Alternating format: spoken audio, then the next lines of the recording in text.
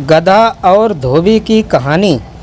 एक गांव में एक धोबी रहता था। उसके पास एक गधा था। गधा बहुत मेहनती था, इसलिए धोबी उसका बहुत ख्याल रखा करता था। धोबी के घर के पास ही एक संगीतकार का घर था। उसके घर से अक्सर गाने बजाने की आवाज़ें आया करती थीं। गधा जब भी गाना सुनता तो सोचता कि काश वह भी गाना गा पाता। एक रात वह अस्तबल में सो रहा था, तभी उसके कानों में झींगुरों की आवाज़ पड़ी और उसकी नींद टूट गई। उसने सुना कि झींगुर गाना गा रहे हैं। उनका गाना सुनकर गधा उदास हो गया। उसे उदास देखकर एक झींगुर ने पूछा, गधे भाई क्या बात है, तुम उदास क्यों नजर आ रहे हो? गधे ने दुखी मन से कहा, तुम सब कितना अच्छा गाते हो, काश मैं भी इसी तरह गा पाता। तुम भी गा सकते हो गधे भाई, कोशिश करके देखो, झींगुर ने कहा। गधा गाना गाने लगा, लेकिन उसकी आवाज़ बेसुरी थी। वह फिर उदास हो गया और बोला, मेरी आवाज़ बहुत बेसुरी है, मैं नहीं गा पाऊँगा। तब एक बूढ़े झींगुर ने सलाह दी, तुम्हें अपनी आवाज़ मधुर करनी है तो कल से ओस पिया करो, देखना कुछ ही दिनों में तुम हमसे भी ज़्यादा सुरीले हो जाओगे। गधे को ये सलाह जच गई। अगले दिन उसने खाना पीना छोड़ दिया और ओस पीने लगा। एक दो दिन तक तो धोबी का ध्यान इस तरफ नहीं गया कि गधा खा पी नहीं रहा है, लेकिन कुछ दिनों बाद उसे गधे के अस्तबल में चारा जस का तस पड़ा मिलने लगा और गधा भी कमज़ोर दिखाई देने लगा। तो उसे चिंता हुई। उसे लगा कि गधा बीमार है, इसलिए खा पी नहीं रहा है। वह गधे को एक वैद्य के पास ले गया। वैद्य ने गधे के लिए दवाइयाँ दीं।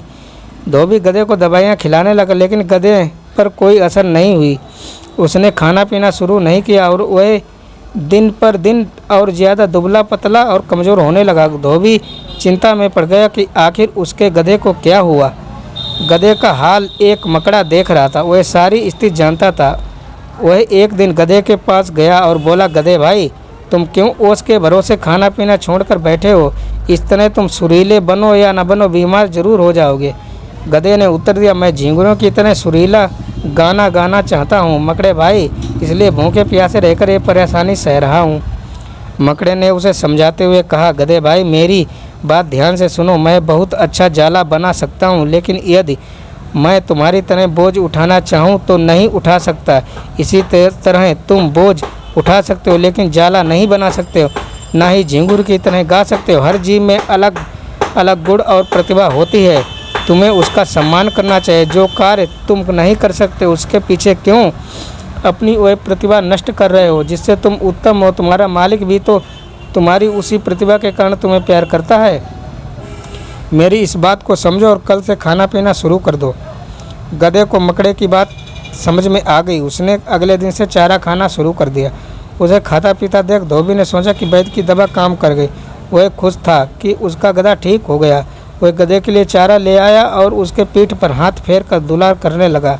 सीख, दूसरों की नकल करने के बजाय अपने गुणों का महत्व पहचानो और उसका सम्मान करो।